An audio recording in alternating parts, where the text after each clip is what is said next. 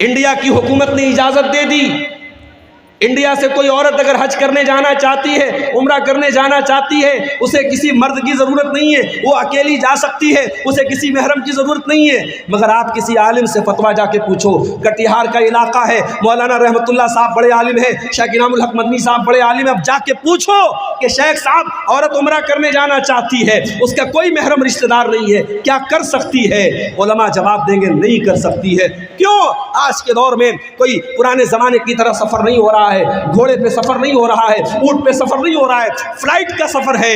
باغ ڈوگرا اور کلکتہ سے آپ فلائٹ پکڑیں اور ڈائریکٹ آپ سعودی عرب پہنچ جائیں، ریاض پہنچ جائیں، 4 گھنٹے میں آپ سعودی عرب پہنچ جائیں۔ آج کے دور میں تو کوئی خطرہ نہیں ہے، مگر علماء جواب یہی دیں گے کہ یہ قرآن، یہ نبی کا حکم ہے، یہ شریعت کا حکم ہے، ہمیں اس میں منطق نہیں لگانا ہے، ہمیں اس میں لاجک نہیں لگانا ہے۔ عورت کو اگر عمرہ کرنا ہے، حج کرنا ہے، تو اس کا کوئی محرم رشتہ دار ہونا چاہیے یا اس کا شوہر ہونا چاہیے۔ میرے پیارے ساتھیوں، کیوں اسلام نے یہ حکم دیا؟ اس لیے کہ اسلام زنا کے قریب بھی جانے سے ہمیں منع کرتا ہے۔ کل قیامت کے دن اللہ تبارک و تعالیٰ کے یہاں آپ سے 2 سوال کیا جائے۔ پہلا سوال یہ ہوگا کہ تو نے دین کا علم سیکھا کہ نہیں سیکھا؟ اب دین کا علم سیکھنے کے بہت سارے راستے ہیں، کوئی کتاب پڑھ کے سیکھ رہا ہے، کوئی مدرسے میں جا کر استاذ کے ذریعے سیکھ رہا ہے، اور کوئی بہت پڑھا لکھا نہیں ہے، کتابوں کا پڑھنے کی فرصت نہیں ہے، تقریروں کو سن رہا ہے، یوٹیوب پر سن رہا ہے، موبائل پر سن رہا ہے، جلسوں میں جا کے سن رہا ہے، علم کو حاصل کر رہا ہے۔ اللہ سوال کرے گا، میرے بندے، ہم نے تجھے مسلمان بنایا، تجھے ایمان کی دولت دی، تجھے اسلام کی نعمت دی، تو نے اپنے دین کو سیکھا کہ نہیں سیکھا؟ بندہ کہے گا، اللہ میں نے بہت سیکھا، ہر جلسے میں جاتا تھا، ہر تقریر کو سنتا تھا، 3 گھنٹے میں پنڈال کے نیچے بیٹھا رہتا تھا، سر ہلا ہلا کے پوری تقریر میں سنا کرتا تھا، اے اللہ میں نے دین کو برابر سیکھا۔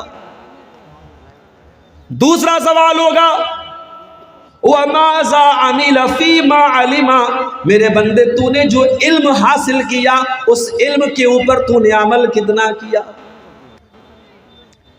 میرے بھائیوں، مجھے معاف کرنا، اس سوال کے جواب میں ہم فیل ہو جائیں گے اگر ہم جلسوں کی تقریروں کو ہم نے انٹرٹینمنٹ کا ذریعہ بنایا ہے۔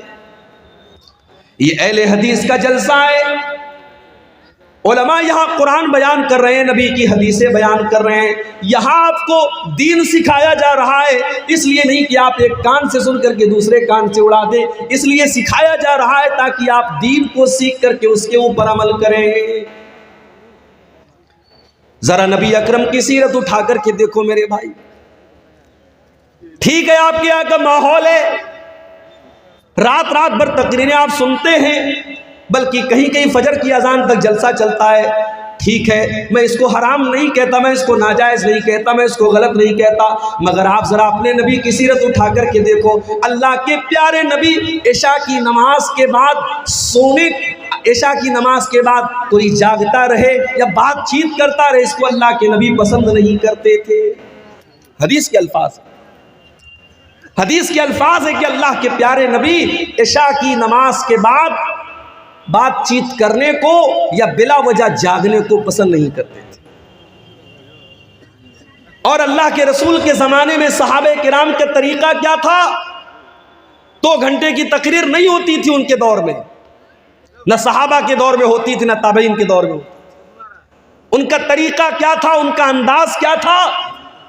عبداللہ ابن مسعود کہتے ہیں، ہم اللہ کے نبی سے قرآن کی 10 آیتیں سیکھا کرتے تھے، ہم اللہ کے پیارے نبی سے قرآن کی 10 آیتیں سیکھا کرتے تھے، اور جب تک ان 10 آیتوں پر عمل نہیں کر لیتے تھے ہم آگے نہیں بڑھتے تھے۔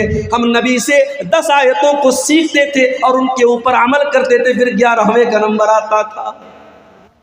معاف کرنا میرے بھائی، ہماری کمی یہی ہے، اور پانی یہی پر مر رہا ہے، ہم سننے کے شوقین ہیں، عمل کرنے کے شوقین نہیں ہیں۔ دعا کرو اللہ نے جس طریقے سے ہمیں جلسوں میں جانے کا شوق دیا ہے، تقریروں کو سننے کا شوق دیا ہے، علماء سے محبت کا جذبہ دیا ہے، اللہ تعالیٰ علماء کی ان صحیح باتوں پر، ان دین کی باتوں پر ہم کو عمل کی بھی توفیق عطا فرمائے۔ میرے بھائیوں، ایک انسان کی زندگی میں سب سے خطرناک چیز کیا ہے؟ اگر ہم غور کریں، ہماری زندگی میں سب سے خطرناک اگر کوئی چیز ہے، سب سے ڈینجرس، سب سے ہانی کارک، سب سے نقصان دہ اگر کوئی چیز ہے تو اس چیز کا نام ہے گناہ۔ بھائی جو چیز آپ کو اللہ سے دور کر دے، جو چیز آپ کو شیطان کی گود میں لے جا کے بٹھا دے، جس چیز کی وجہ سے قیامت کے دن آپ ناکام ہو جائیں، وہ چیز آپ کے لیے کبھی فائدے مند نہیں ہو سکتی، وہ دنیا کی سب سے خطرناک چیز۔ اسی لیے اللہ تعالیٰ قرآن میں کہتا ہے ظہر الفساد فی البر والبحر بما کسبت ایدی الناس۔ میرے بندو، خشکی کے اندر، تری کے اندر، زمین کے اوپر اور سمندر کے اندر جہاں پر بھی تم کو فساد نظر آ رہا ہے، جہاں پر بھی تم کو بگاڑ نظر آ رہا ہے، جہاں پر بھی تم کو تباہی نظر آ رہی ہے، بما کسبت ایدی الناس، یہ لوگوں کے کرتوتوں کا نتیجہ ہے، یہ لوگوں کے گناہوں کا نتیجہ ہے، یہ لوگوں کی بدعمالیوں کا نتیجہ ہے۔ اور آگے اللہ کیا کہتا ہے؟ لِيُذِيقَهُمْ بَعْدَ الَّذِي عَمِلُوا۔ میرے بندو، یہ مصیبتیں جو تم دیکھ رہے ہو، یہ آفتیں جو تم دیکھ رہے ہو، یہ پریشانیاں جو تم دیکھ رہے ہو، یہ تمہارے بعض اعمال کی سزا ہے، یہ ہر گناہ کی سزا نہیں ہے۔ اگر اللہ ہر گناہ کی سزا دے دے، مَا تَرَكَ عَلَىٰ ظَهْرِهَا مِن دَابَّةٍ، تو زمین کے اوپر کوئی جاندار ہی باقی نہ بچے۔ کچھ گناہوں کی سزا اللہ دنیا میں دیتا ہے، مصیبتوں کی شکل میں، پریشانیوں کی شکل میں، تباہی کی شکل میں۔ اس کا مطلب یہ ہوا کہ کائنات میں جہاں پر بھی بگاڑ نظر آ رہا ہے، اس کے پیچھے ریزن کیا ہے، کارن کیا ہے، وجہ کیا ہے؟ انسان کے گناہ ہے، انسان کی نافرمانیاں ہے۔ اور آگے بڑھیے،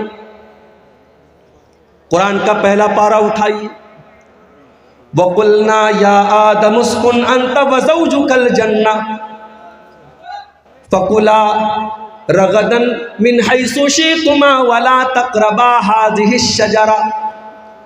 اے آدم، جنت میں آرام سے اپنی بیوی کے ساتھ، حوا کے ساتھ تم رہو، جو چاہے کھا لو، جو چاہے پی لو، جہاں چاہے موج مستی کرو، لیکن اے آدم، اے حوا، اس پیڑ کے قریب نہ جانا، اس درخت کے قریب نہ جانا۔ اللہ نے منع کر دیا ایک پیڑ کے بارے میں، اس پیڑ کے قریب مت جانا۔ اب ہمارا نوجوان کیا پوچھتا ہے؟ شیخ صاحب اس پیڑ کا نام کیا تھا؟ تجھے کھانا ہے کیا؟ کیوں پوچھتا ہے؟ ہماری عادت ہے فضول سوالات کرنے کی، جس سوال کا کوئی مقصد نہیں وہ سوال کرتے ہیں۔ آدم علیہ السلام کو اللہ تعالیٰ نے ایک پیڑ کے قریب جانے سے منع کیا، پیڑ کس چیز کا تھا، اس کا کیا مطلب ہے؟ اللہ نے پیڑ کا نام نہیں لیا ہے، ہمیں جاننے کی ضرورت بھی نہیں۔ اللہ نے کہا اے آدم، اے حوا، اس پیڑ کے قریب نہ جانا، اگر جاؤ گے فَتَكُونَا مِنَ الظَّالِمِينَ، تو تم ظالموں میں سے ہو جاؤ گے۔ فَأَزَلَّهُمَا الشَّيْطَانُ عَنْهَا فَأَخْرَجَهُمَا مِمَّا كَانَا فِيهِ۔ شیطان نے ہمارے باپ آدم کو اور ہماری ماں حوا کو دونوں کو بہکا دیا۔ عوام میں یہ بات بھی مشہور ہے کہ ابلیس نے حضرت حوا کو بہکایا اور حضرت حوا نے آدم کو بہکایا۔ یہ غلط بات ہے، یہ قرآن کے خلاف بات ہے۔ قرآن کہہ رہا ہے دونوں کو بہکایا، دونوں کی کامن غلطی تھی، صرف حوا کی غلطی نہیں تھی، یہ آدم کی بھی غلطی تھی، یہ حضرت حوا کی بھی غلطی تھی۔ اچھا، شیطان نے ایسے ہی ڈائریکٹ جا کر نہیں بہکا دیا، شیطان دوست بن کے آیا، شیطان ہمدرد بن کے آیا اور کہا اے آدم، اے حوا، میں تم کو ایک پیڑ کے بارے میں بتاتا ہوں، اس پیڑ کے پھل کو اگر تم کھا لو گے، اے آدم، اے حوا، تم ہمیشہ ہمیش کے لیے جنت میں رہو گے، ہمیشہ ہمیش کے لیے تم جنت میں رہو گے یا فرشتے بن جاؤ گے۔ غور کرو، شیطان ہمارے باپ آدم کو بہکا بھی رہا ہے تو کیا کہہ کے بہکا رہا ہے؟ ان تکونا ملکینی، اے آدم، اے حوا، اس پیڑ کو کھا لو، تم فرشتے بن جاؤ گے۔ آدم علیہ السلام کو یہ نہ سمجھ میں آیا کہ اللہ تعالیٰ نے میرا مقام تو یہ بنایا کہ جب مجھے پیدا کیا تو فرشتوں کو حکم دیا کہ آدم کے آگے سجدہ کرو، اور شیطان مجھ سے کہہ رہا ہے اے آدم تو اس پیڑ کو کھا جاؤ تو تم فرشتے بن جاؤ گے اور ہمیشہ ہمیشہ جنت میں رہو گے۔ اللہ نے اس سے بڑا مقام دیا تھا، لیکن شیطان نے ایسی پٹی پڑھائی کہ ہمارے باپ آدم کو سمجھ میں نہیں آیا۔ پتہ یہ چلا میرے بھائی، ہم اسی آدم کی اولاد ہیں، اور ہم بھی شیطان کے آگے بے بس ہو جاتے ہیں اور کمزور پڑ جاتے ہیں، اور اکثر شیطان کی چالوں میں آ جاتے ہیں۔ اور یہ بھی پتہ چلا شیطان دشمن بن کر کے نہیں آتا، شیطان دوست بن کر کے آتا ہے۔ وَقَاسَمَهُمَا إِنِّي لَكُمَا لَمِنَ النَّاصِحِينَ، شیطان نے قسم کھائی، کہا اے آدم میں قسم کھاتا ہوں اللہ کی، میں تمہارا بھلا چاہتا ہوں، میں تمہارا برا نہیں چاہتا۔ ہمارے سامنے کوئی اللہ کی قسم کھا لے، میں مارکیٹ میں جاتا ہوں، سامان خرید لیا، سامان کا ریٹ پوچھا دکاندار سے، اس نے کہا 100 روپے کا ہے، مجھے لگا یار کچھ مہنگا مل رہا ہے، میں نے کہا یار 90 کا دے دو، کہتا ہے مولوی صاحب اللہ کی قسم میں نے 80 کا خریدا ہے۔ اب مولوی صاحب دکان پر گئے، دکاندار نے اللہ کی قسم کھا لی، تو مولوی صاحب تو بیچارے مولوی صاحب ہوتے ہیں، اللہ کا نام سن کے پگھل جاتے کہ بیچارہ قسم کھا رہا ہے تو جھوٹ تو نہیں بول رہا ہو۔ اللہ والے اللہ کے نام پر بڑی آسانی سے بیوقوف بن جاتے ہیں، یہ جملہ نوٹ کر لو، اللہ والے اللہ کے نام پر بہت آسانی سے بیوقوف بن جاتے ہیں۔ حیدرآباد جیسی سرزمین پر میں گیا، وہاں لوگوں نے بتایا مولوی صاحب بڑی بڑی داڑھی والے اور ماتھے پر سجدے کا نشان رکھنے والے، آج بزنس میں حالت یہ ہے لاکھوں اور کروڑوں کا لوگوں کا مال لے کر کے بیٹھے ہوئے ہیں، دکان بند کر کے غائب ہیں اور لوگ پریشان ہیں، کتنے لوگوں نے مال بیچا ہے، پیسہ لینے کے لیے جا رہے تو دکان بند ہے، داڑھی اتنی بڑی ہے اور سجدے کا نشان اتنا بڑا ہے، آدمی دھوکہ کھا گیا کہ اتنا نیک انسان ہے یہ تو فراڈ نہیں کرے گا، یہ تو دھوکہ نہیں کرے گا۔ میرے بھائیوں اللہ والے اللہ کے نام پر بڑی آسانی سے بیوقوف بن جاتے ہیں۔ ابلیس نے قسم کھائی، کہا میں تمہاری بھلائی چاہتا ہوں۔ آدم علیہ السلام نے اس کی بات مان لی اور اس پیڑ کو کھا لیا جس پیڑ کے قریب بھی جانے سے اللہ نے منع کیا تھا۔ اچھا اللہ نے یہ نہیں کہا تھا مت کھاؤ، اللہ نے یہ بھی نہیں کہا اے آدم پھل مت توڑو، اللہ نے کہا پھل کے قریب بھی مت جاؤ۔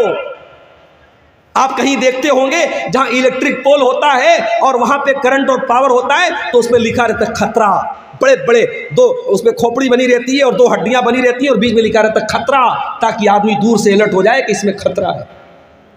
جس گناہ کے بارے میں اللہ کہہ دے قریب مت جاؤ، اس کے قریب بھی نہیں جانا چاہیے۔ میرے نوجوان ساتھیوں، آج سماج میں زناکاری اور بدکاری عام ہوتی چلی جا رہی ہے، اور آج موبائل کا استعمال زناکاری کے ایک آلے کے طور پر ہو رہا ہے۔